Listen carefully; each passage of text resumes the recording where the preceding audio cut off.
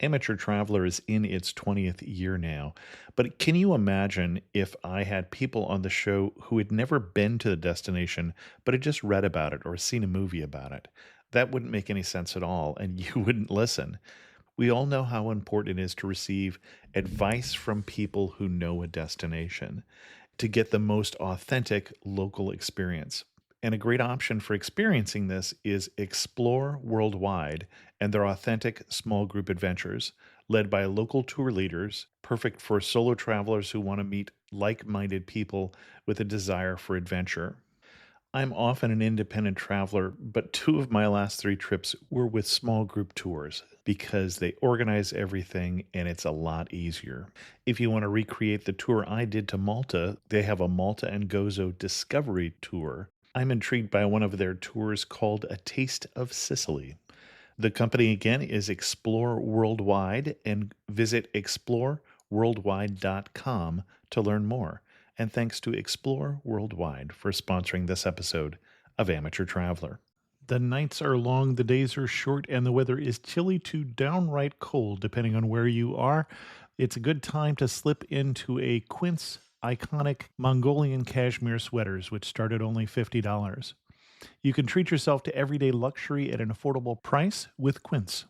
If you really want to dive into luxury, you can check out their leather handbags, washable silk shirts, and European linen sheet sets. Whatever you're looking for at Quince, all the prices are 50 to 80% less than similar brands, and they do that by partnering directly with top factories and cutting out the middleman. They only work with factories that use safe, ethical, and responsible manufacturing processes. And of course, they use premium fabrics and finishes for that luxury feel in every piece. But you've already heard me rave about my Quince travel pants. Treat yourself this winter without the luxury price tag. Go to quince.com/traveler for 365-day returns plus free shipping on your order. That's QUINCE.com/traveler to get free shipping and 365-day returns. Quince.com/traveler. And thanks to Quince for sponsoring this episode of Amateur Traveler.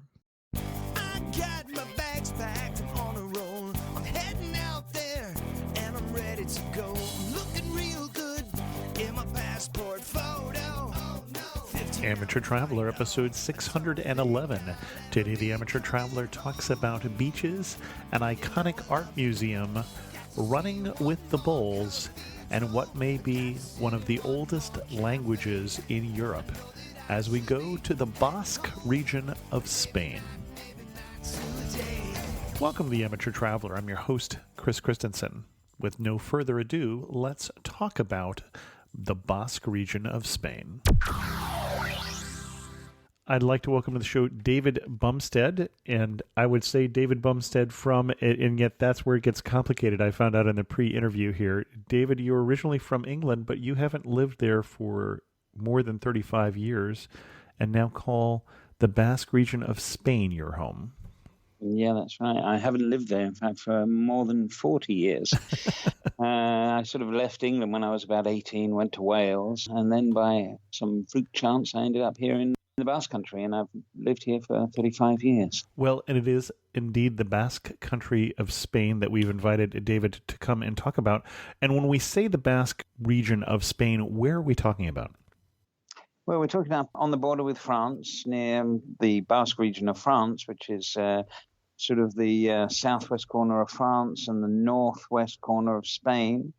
It's on the Bay of Biscay, near the Pyrenees, sort of tucked in the corner where Spain and France meet in the Bay of Biscay. And we should probably do just a little bit of time. When we say Basque, we're talking about a different people with a different language with a longer heritage than Spanish. The Basques, for many, many years, argued that their language was one of the original languages of Europe, and they couldn't really prove it. But in recent years, after people have done investigations and things like that, trying to find out where Basque came from, all sorts of ideas came out, like it was from the Caucasus or North Africa or something like that, because it's completely different from all the other languages around it. Mm-hmm. Turns out that it's from here. It's one of the original Indo-European languages of Europe. Pretty interesting. Well, it's remarkable, really, Yeah. because the country's never been an independent country. So, Right. for its language to have survived all these years, despite being surrounded by powerful languages from all over the world, the Basque country's been invaded by pretty well everybody, the Romans, the Visigoths, people like that. So, it's quite remarkable that it survived. Okay. And why should we go to the Basque region of Spain? Because it's a beautiful combination of all sorts of different things. It's got the Pyrenees very close by. It's got 3, 4 vibrant cities. It's got rolling hills. It's got great food, great beaches, great food. Highest concentration of Michelin-style restaurants in the world in San Sebastian per head of the population. A mixture of cultures as well. Excellent. You've got France, you've got Spain, you've got the Basques themselves. Mm-hmm. So you've got a bit of everything there in a way. And what kind of itinerary do you recommend? What I would do, and I'm a bit biased because I live in San Sebastian, which I think is one of the most beautiful cities in the world, I'd base myself in San Sebastian and do day trips from San Sebastian. Public transport's great. You're within half an hour of France. Bilbao's an hour away. You've got Pamplona, Running of the Bulls, an hour away by bus. We're only a couple of hours from the Pyrenees even. Okay. Well, where are you going to start us? So let's pick a starting place and start going in a little more detail then. San Sebastian's quite well served by lots of airports. You've got Biarritz Airport, which is just over the border in France, but it's only half an hour away. Bilbao takes a lot of international flights, so you can get to San Sebastian quite easily. It's a small city, 220,000 people, huge range of different accommodation, 5-star hotels, small guest houses, funky guest houses that are springing up all the time. So you've got plenty of places to stay, unless you come in August, which there's a huge influx of tourists in August. And if you come in the last week of September, when there's an international film festival here. Those 2 times of the year are difficult to get accommodation in, but the rest of the year is there's a lot of variety. Well, and when do you recommend? What's the best time of year to go to this region? You're a colder, wetter region than most of the rest of Spain. Absolutely. It's for a Brit choosing to live in somewhere abroad. I managed to choose the only place where it rains more in Britain. It actually rains 3 times as much here as it does in London. Really? Yeah, it's spectacular. The amount of rain that falls in San Sebastian is amazing. Well, and my picture is a very green country, so that would make sense. In actual fact, today I'm looking out the window now, and we had a horrible morning. It was sort of like autumnal, rain and windy, and now the sun's come out, and it's a beautiful evening, and people are heading off to the beach. So if you don't like the weather in San Sebastian, wait 5 minutes. Okay. And you're on the coast there. You're on the Atlantic coast on the Bay of Biscay. That's right, yeah. On the northern edge of Spain. That's right, yeah. Okay. If you go further west, you get to Galicia, and you've got Asturias there as well. But we're kind of tucked in the corner, so we're next to France, really. Okay. As for when to come, it's a difficult one because the weather's very, very unreliable. But I think we talk about this often here. I mean, we think, people who live here, that September, October is a great time to come here. June is a nice month to come here. And you can get good weather practically any time of the year. It very rarely gets very cold. Okay. We have snow maybe about once every 25 years, something like that. Okay. And what are we going to do in San Sebastian itself? Well, San Sebastian's got 3 beautiful beaches. So if you're here and the weather's good, you can hang out on the beaches quite a lot. That's a lovely thing to do. What most people do when they come here is they just wander around the city. It's a very easy city to navigate. As I say, it's got 3 beaches. It's got a river running through the middle of it. It's got lots of green. Obviously, with the rain, it's got lots of green parks and park areas. It's got 3 mountains as well, which are worth... well, they call them mountains, but of course, they're really hills. You can get to the top of them in about 40 minutes, so hardly mountains. But they offer a great view over the city. Okay, and I'm going to get you to be a little more specific. You mentioned beaches. What's your favorite beach? There's 2 traditional old ones. The most famous one is La Concha, which means the shell, because it's in the shape of a shell. Okay. Very often gets voted the best city beach in the world and all sorts of things like that. It's remarkably clean and staggeringly beautiful. It's a family beach. Okay. And you get lots of children there and grandmothers and things like that. And a few years ago, 20 years ago, they built a new beach. They carved out a new beach in another part of the city, which sounds a remarkable thing to do. And I was living nearby this beach, which didn't exist when I started living there, but I watched it being built. They sort of pumped in sand from further out to sea, built it up, and it's become quite a remarkable beach with great waves, lots of surfing. It's my favorite beach. It's called Thuriola, Okay. and it's a lovely beach. And it's in a lovely part of town called Gros, which is not the very center of town, but it's a neighborhood that's growing up. It's got great food. It's kind of cheaper than the center of town, cheaper than the old part. It's about 8:15 now, 8:15 in the evening. I know that there'll be hordes of people going down there to have a quick late swim or a quick surf or something like that. And it's a great atmosphere. Okay. Very young. It's a very young beach compared to La Concha. Got it. Okay. So the more beautiful people are at your favorite beach, and the families are at La Concha. Yeah, that doesn't mean that there aren't beautiful people on the right.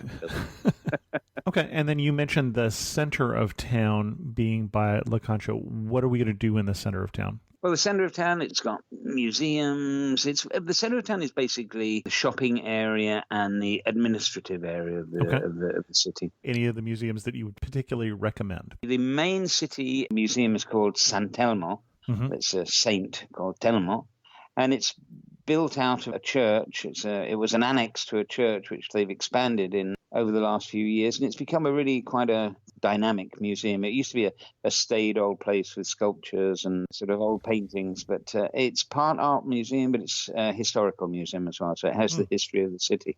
My own favorite museum in the city is the Naval Museum, which is a little museum in the old port of the city. And San Sebastian has a great whaling tradition and naval tradition, and they put on some pretty interesting exhibits there. It's small and free, and you can get around it in about half an hour. Okay. It's very nice, quaint little museum.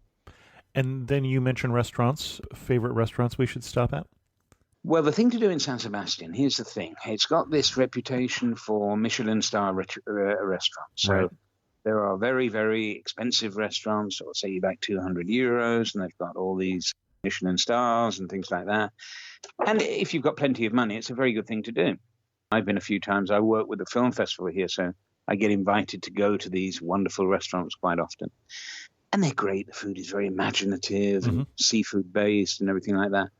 But the real power of the city in terms of its cuisine are the little bars in the old part, the little bars in the smaller neighborhoods, where you can have what people know as tapas in the rest of Spain. Mm-hmm. But here they call them pinchos. Mm-hmm.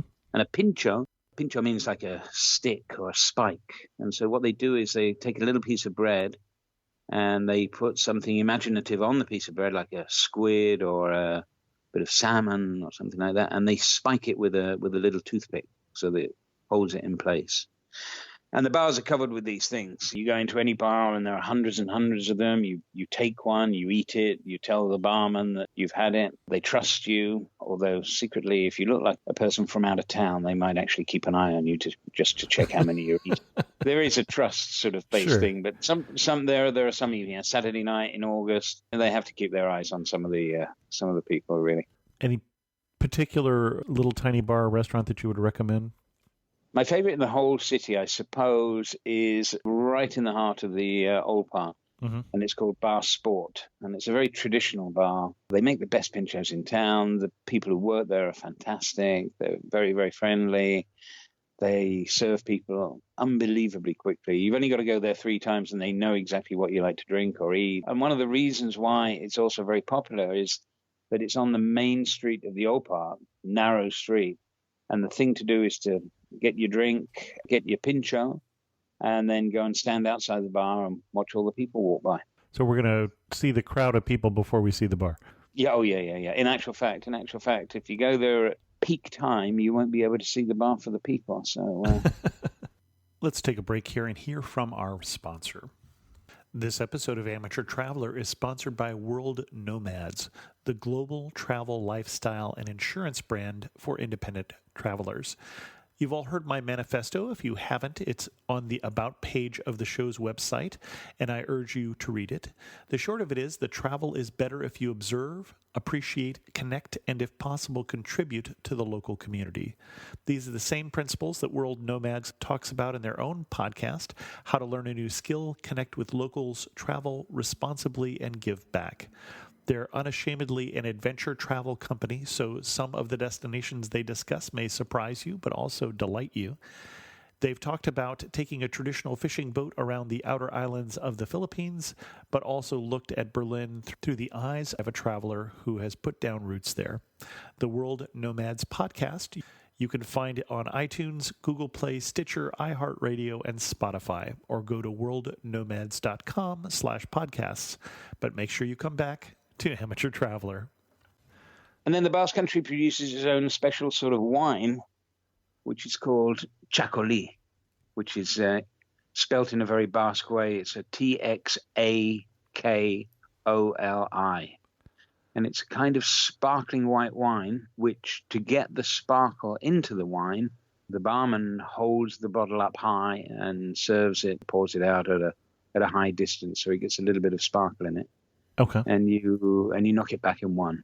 And it's grown in the Basque region on the coast. And they say that the taste that it has is kind of influenced by the sea breeze and the winds coming in off the Bay of Biscay. A friend of mine from Portland, Oregon, imports wine from La Rioja and Bordeaux.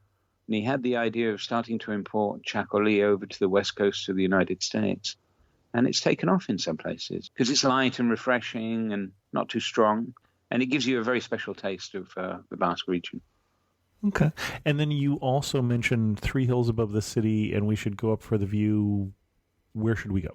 Well, you can go to all of them. They're all different. Ulia is the easternmost. It's the wild one with long walks along the coast and things like that.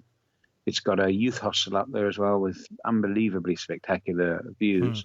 But it's a little bit out of town. If you're young, it's very difficult to walk back after a night out in the old part. And the one in the middle, it's got a statue of Jesus on top of it. Okay. Which makes you think of Rio, quite similar. The beaches in San Sebastian are quite similar to the beaches in Rio as well. So yeah, the picture that I was seeing of San Sebastian reminded me of Rio in that way, even without knowing about the statue. And it's got a museum up there. In 1813, the British, quite embarrassing for me really, the British got to San Sebastian looking for Napoleon. He found he wasn't here, so they trashed the city. And some of them were killed. And so there's a really, really interesting and quaint, they call it the English Cemetery, which is on that same mountain. There's a little museum at the feet of Jesus on the top of the mountain. And every now and again, in the summer, they run little minibuses up there for people who can't be bothered to walk. But it's just a 40-minute walk to the top. And it's very, very nice. And they have little gardens up there, a couple of bars. With one of the bars with some of the most beautiful views you'll ever see. The third mountain mountain hill has a very interesting amusement park. I don't know if you call that in the States. Dates from the sort of 40s, and they haven't really changed it. It's kind of more like a museum piece than a ongoing park. So it's got a little roller coaster on there. It's got some other funny things up there, but it has great views of the city. And you can get up there by a little funicular. So that's another nice part of the town to go. And they're great for the views. That's what they're great for, as well as anything else. Excellent. And being in the Basque Country, wherever people want to go, somebody will open a bar. So you're never going to get thirsty or hungry. Okay. So that's San Sebastian. You basically wander around the city, go to the beach, have a look at the couple of museums, and enjoy the old part, enjoy the pinchos, the food, and everything like that. Then I'd go to the biggest city in the Basque Country is Bilbao. Mm-hmm. And probably the best known these days. Yeah, these days, that's right, yeah. Bilbao was, when I first came here all those years ago, it was one of the filthiest cities I'd ever been to in my entire life. It was just it's an industrial city historically, right? Historically, it's an industrial city. The Basque Country arguably is the place where the Industrial Revolution began in southern Europe. Bilbao had a lot of contact with the British Isles, industrialists from Britain looked to expand the Industrial Revolution somewhere else, they already had quite a lot of contact with Bilbao through football, through whaling, through all sorts of things like that. They discovered that Bilbao had incredible deposits of iron ore. So Bilbao quickly became the most industrialized part of Spain. And indeed, it's interesting, the Basque Country is the most densely populated part of Spain and the most industrialized part of Spain, and possibly the richest. I didn't realize it was the most densely populated. There are 4 provinces really in the Basque Country, and the smallest one of them all is Guipúzcoa, where San Sebastian is, and that is the most densely populated region of the whole of Spain.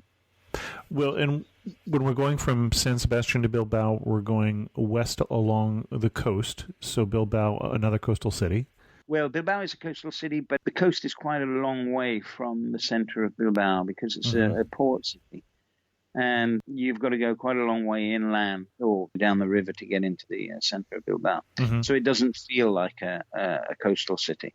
Okay. It's surrounded by coastal towns, but it doesn't feel like a coastal city when you're in the middle of Bilbao, especially if it's a hot, sunny day. People are just sort of desperate to get out to the beach towns. It's a coastal city, if you like New York is a coastal city. Okay.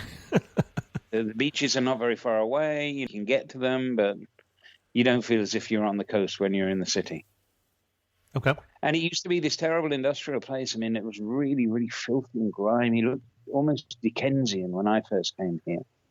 And slowly but surely, the industry started to decline and they started to change their focus. And 25 years ago, I think it was, they built the Guggenheim Museum. Guggenheim was looking to have a museum in Europe, and the Basque government applied to have it, paid a lot of money, 100 million euros, and got the Guggenheim Museum. Nobody knew in the Basque Country what it was going to be, what it was going to be like. They kept it under wraps. Oh, even while the they were design? in terms of the design and everything like that. Well, and this is, for many of us, I think, the first Frank Gehry building we saw. And so it was startling. I would suspect possibly even controversial when it came out. Oh, absolutely. I mean, there was a huge controversy about how much it cost. There was a huge controversy between conservatives and more modern thinking people about how it looked. I remember seeing it for the first time. I saw it I'd seen it on the TV, but you don't really get the same idea of it. When I first saw it the first time, I was literally shocked. I was amazed. It's, in my opinion, it's one of the most beautiful modern buildings I've ever seen in my life. And every time I go to Bilbao, which is quite often, it catches my breath. Think about it. It's got so many strange angles and shapes that from different perspectives, it looks different. And one of the things was the Basque government justified spending $100 million or euros on the Guggenheim, saying that it would regenerate the city. Now, way back when, people didn't really buy into that. A lot of people didn't buy into that. You know, how is an art gallery, an art museum that looks like this going to regenerate an old industrial city? Right. It has. The funny thing is, it has. It's completely changed the city. It's now clean and I'd almost say beautiful. It's got lots of the advantages of any Basque city, which has got, you can see rolling hills at the end, rolling green hills at the end of any street. So even if you're in the middle of quite a large city, you can see green all around you. They cleaned up the river, which the Guggenheim is on, which used to be one of the most polluted rivers in Europe. And it just looks fantastic. It really does look fantastic. And I've read lots of interviews with Gehry about how he said that he wanted it to represent the industrial heart of the city and be relevant in that way. And I quite often take things like that with a pinch of salt, but I actually buy into what he did, what he tried to do and what he's done.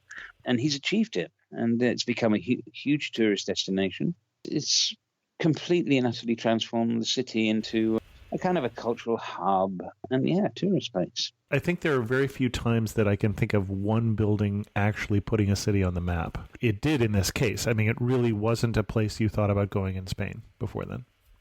Absolutely not. In actual fact, it was the kind of place that if you accidentally found yourself there, you'd leave immediately. Now it's really worth going to for anybody who's interested in soccer. They've just built a new soccer stadium there for the local team, Athletic Bilbao, and it's one of the best soccer stadiums I've ever been to in my life, and I've been to a few. It's a remarkably beautiful soccer stadium with great views and everything like that. It's a real treat to go to one of the matches there if you happen to be in the football season. So they've done a great job with Bilbao. They've really transformed it and made it a place worth going to, worth staying in. Besides the museum and taking in a soccer game, are there other things we should see or do in Bilbao? There's the old art gallery there, which is called Bellas Artes. That's well worth seeing. There's nothing apart from that I'd really, really recommend. I mean, it's got very nice parks, and you're not far from the coast. You can go up the river.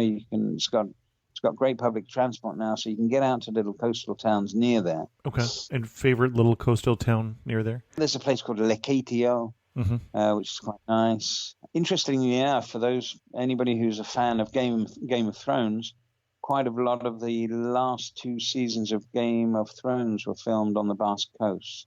And I think they're going to continue filming here I think they are filming here now, actually, for the next and last season. I don't know who basically scouts locations for Game of Thrones, but as far as I can tell, it's the best job ever because they featured so many incredible landscapes and so many incredible places. It is incredible. It's a remarkable thing. I think somebody well-traveled basically has that job. So I wonder if that job's up for grabs. Probably not.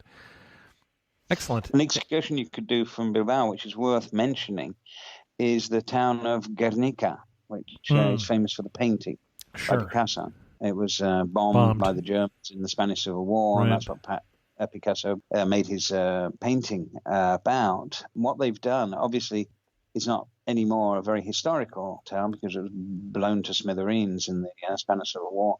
But what they've done is they've built a really very impressive peace museum there with all sorts of interactive stuff for kids and things like that. It's a very, very successful and interesting museum. That's worth a trip to as well. Okay. Now the painting is still in Madrid, as I recall.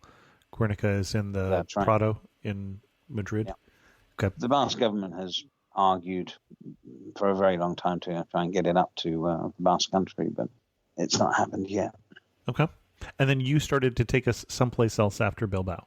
Well, that was it, Guernica. I was going to take you to Guernica, which is about a half-hour train ride away from Bilbao. Okay. Another place I'd go to, the Basque Country is basically based on 4 cities. It has Bilbao in the west, it has San Sebastian near the French border, and then you go south to the capital of the Basque Country, which is a city called Vitoria, which is a small, compact, incredibly green city. Vitoria is one of those places that's kind of like a false capital. They did it in Brazil, or they did it in, there's a few other countries where they've done something like that. You have a region that has 2 vibrant cities, Bilbao and San Sebastian, which are the cultural and the industrial capitals of the Basque Country.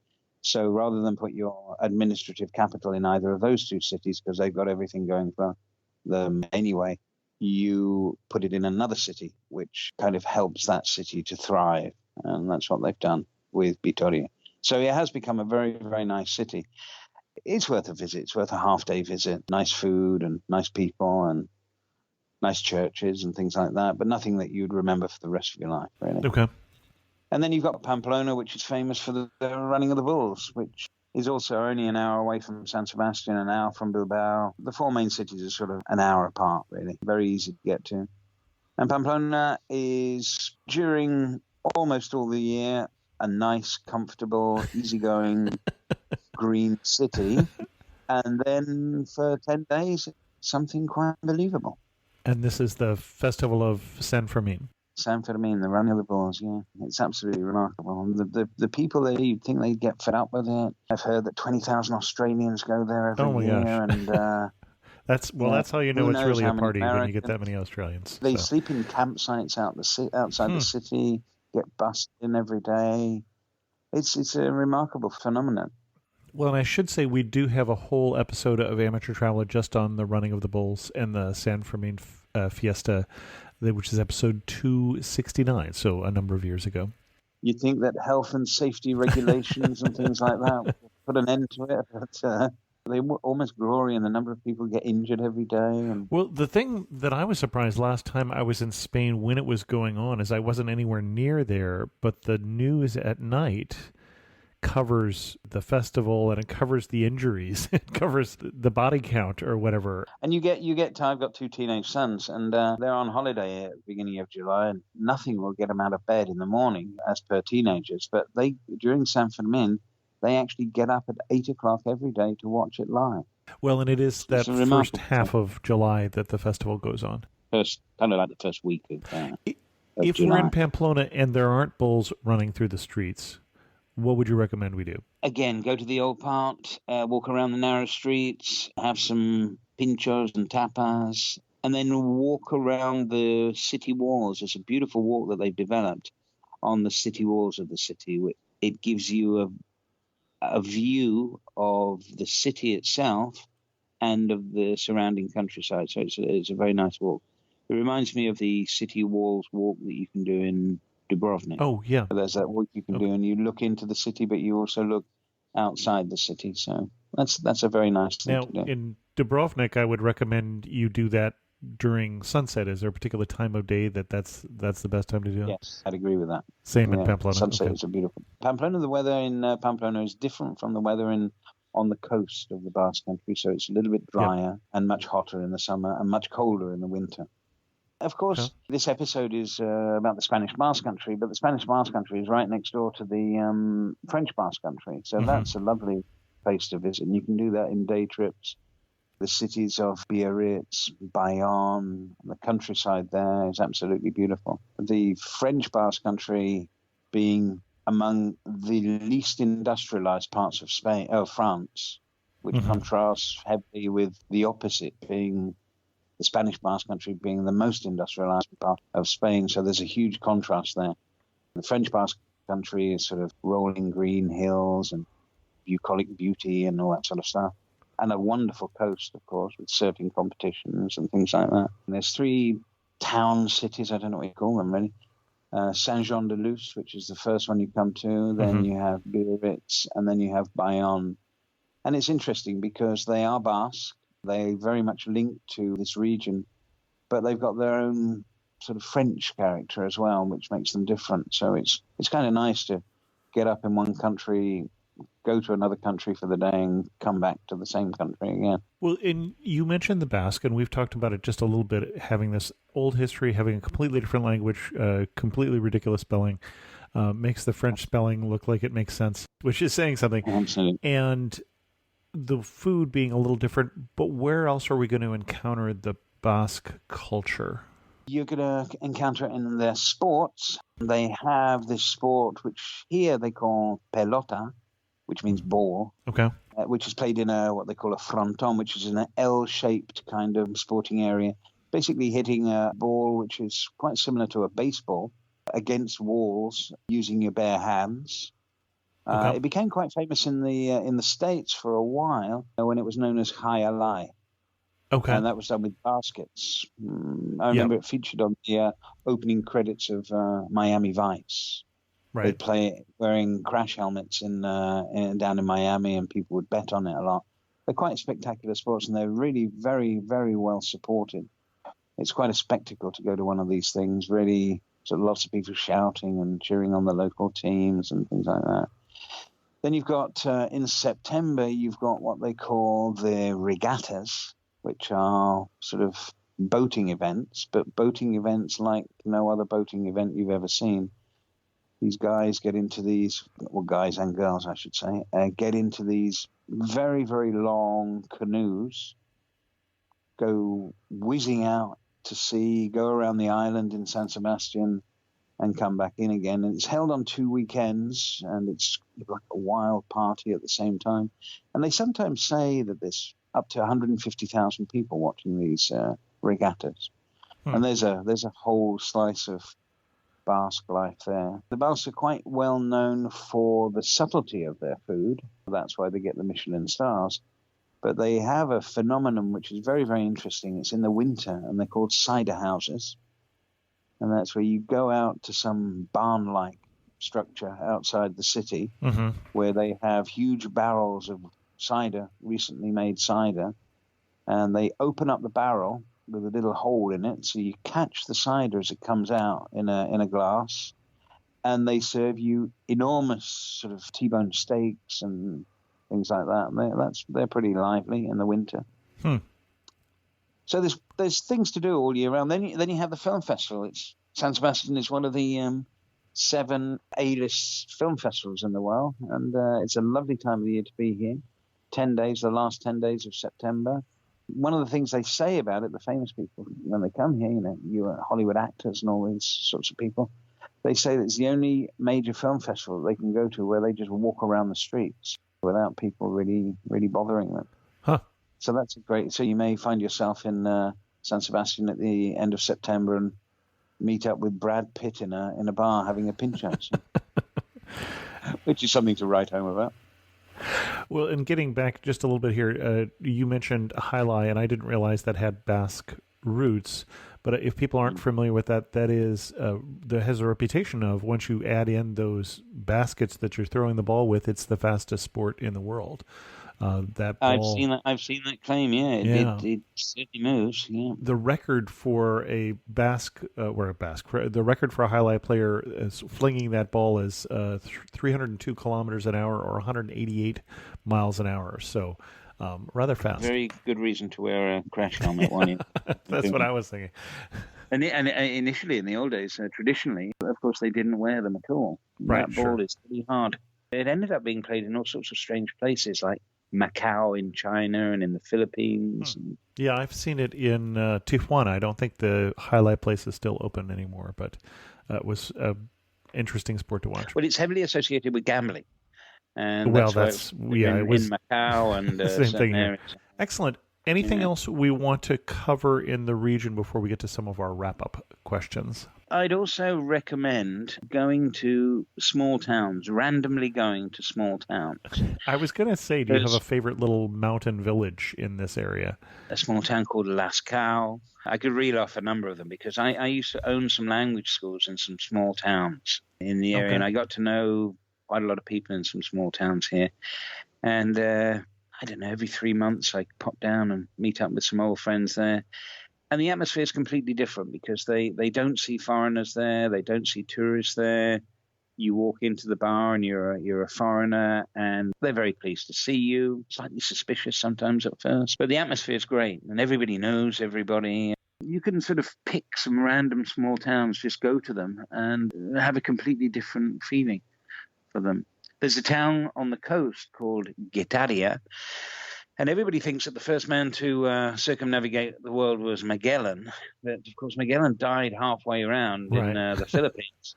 A little more than half. We'll give him credit there, but he didn't make it. If you're in a marathon and you die 2/3 through, they don't give you the gold medal. No, exactly. But he's had that fame for all these years. And the reason why he has it was his second in command was a guy called Juan Sebastian Elcano, who's from this small town. And you can go there. He's got a little museum. He's got a statue in his honor which says Juan Sebastian Elcano, the first man to circumnavigate the earth. And I often imagine tourists saying, what are they talking about? It was Magellan. It wasn't him. It's a lovely place to visit, and you get some great fish there. You have to eat a lot of fish in the Basque Country because they do it really, really well. The other thing I thought about with the Basque Country, obviously we're on the Camino Santiago, so a lot of people are hiking through here. But if you weren't in a hurry to get someplace else and just wanted to go for a hike up here in these hills and mountains, where would you send somebody? There's a valley called the Goyeri Valley, and it's about 40 kilometers from San Sebastian. And it's a very, very beautiful part of the Basque Country. It's spectacularly hilly or mountainous without the mountains being particularly high. So the hiking is not as difficult. It's not sort of semi-professional hiking. Okay. And they, being Basques, of course, they strategically place restaurants and bars and things like that. There's a mountain there called Chindoki, which looks like Mount Hood in Oregon. the paramount symbol all those years ago. Well, I think it still is probably. It looks the spitting image of that, and that's a wonderful looking mountain that you can climb in about 2 hours. So you can send photographs to your friends of this really spectacular looking mountain, and they won't realize that it's only taken you 2 hours to get up there. And that has wonderful views around. People used to hike randomly all over the place, but now they've sort of developed it a little bit without spoiling it. You can go to most small towns in the south of the Basque Country, and they'll have very interesting hiking trails and things like that. And it's very safe. The other thing I should point out about the Basque Country, one of the safest places in Europe. There's almost no violent crime. They were famous for having the separatist group ETA for all those years, which kind of destroyed the reputation of the area. People thought it was dangerous and shouldn't visit because of the danger of these people, though they never actually harmed foreigners or anything like that. Good thing is that 9 years ago they gave up their violent activity, and last month, May, they actually disbanded for good. Oh, I hadn't heard that. Interesting. Yeah, it was just last month they finally completely and utterly disbanded, so they no longer exist. The fact that they haven't been involved in any activity for the last 8 or 9 years, and now that they've disbanded for good, that's led to a huge increase in tourism in the Basque Country. That, along with the Guggenheim and the food and those things like that. You're standing in the prettiest spot in the Basque Country. Where are you standing, and what are you looking at? As I say, I'm biased because I live in San Sebastian, but for me, you're standing on the top of Ulia Mountain and you're looking down and you can see all 3 beaches of San Sebastian and the Pyrenees in the background. Excellent. That's one of the best views I've ever seen. One thing that makes you laugh and say only in the Basque Country. It rains a lot here. And people carry umbrellas because you never know when it's going to rain. Sure. And the older generation, the men especially, they wear what people think is the French beret. In actual fact, it originated here in the Basque Country. Oh. But they wear a beret, and then they carry their umbrellas by hooking it into their collars, so that you'll see an older man walking down the street with a beret on, umbrella dangling from his back. And it might be bright, sunny weather, but he's got his umbrella there dangling from the back of his neck, which I always find quite humorous, really. If you had to summarize the Basque Country in just 3 words, what 3 words would you use? I'd say food, beaches, and I'd say very original people. I'm pretty sure that is not one word, but we'll take original there as the word. Excellent. Our guest again has been David Bumstead.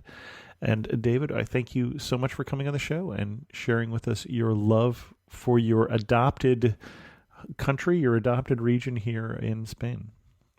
Well, thank you very much. I've enjoyed it. I heard from Barry Kramer on the recent episode we did on Shanghai, which was episode 609. Now, if you don't recognize Barry's name, it means you must not be going to the amateurtraveler.com blog. Barry has written 24 different articles for the Amateur Traveler, including most recently What to Do in Seattle, Even When It Rains, and probably one of the most memorable ones, Skiing in Dubai, that indoor ski area in Dubai. You can find his articles by going to amateurtraveler.com/author/Barry Kramer. But anyway, Barry left a comment on that episode of Shanghai and said, "My wife and I really enjoyed your recent podcast on travel to Shanghai. We agree that the experiences mentioned in the podcast are really worthwhile things to do while in Shanghai. We also agree that Shanghai is not really the place to experience the history of China, but rather the place to see the new and emerging modern face of China. One experience that we enjoy when we visit Shanghai is the river cruise that departs from the Bund on the Hangpu River. There are many options, but we especially like to take the twilight cruise. When the boats leave before dusk, it is still daylight in Shanghai, but as they turn and head back down the river, you begin to see all the nighttime lights of Shanghai. The contrast between day and night creates an incredible, dramatic experience. It is also exciting to view the differences between the traditional buildings on one side and the modern structures on the other side of the river. The visual spectacle of the lights of Shanghai is something that we never get tired of seeing. An additional experience that is currently very popular in Shanghai is visiting the new Disneyland park. My wife and her family had the opportunity to visit during the last week of May and found it to be a delightful mix of traditional Disney attractions combined with references to Chinese culture. The cost of the park tickets varies depending on the day of the week and the time of the year. On the day my wife visited, her party found the park to be very crowded. They also found that by the time they arrived around 10 a.m., there were very few fast passes available for the rest of the day. Their solution was to purchase a Disney Premier Access ticket for each person that gave them an instant one-time fast pass for 9 different attractions. This was only available for purchase through the Shanghai Disney Resort app after they entered the park. The Disney Premier Access ticket also allows visitors the option to buy anytime fast passes for individual attractions or a fast pass that covers all the attractions at a discounted price. Even though this almost doubled the price of their admission to the park, it did allow them to see all the major attractions in Shanghai Disneyland in one day. They felt it was well worth the cost. Like everything in China, it is really worth taking the time to educate yourself about all the options you have while visiting an attraction or area. The Chinese have different ways of doing things than we do in the United States. Again, thank you for this wonderful podcast on Shanghai. Well, thank you, Barry, and thank you for the contributions you have made to Amateur Traveler as well. If you were interested in writing for Amateur Traveler as Barry has done, check out the link about writing guest posts, which is right on the top page of Amateur Traveler, or just drop me an email to host@amateurtraveler.com. With that, we're going to end this episode of Amateur Traveler. If you have any questions, send an email to host@amateurtraveler.com. Still have some spaces on that Amateur Traveler trip to Central Europe coming up in September. And as always, thanks so much for listening.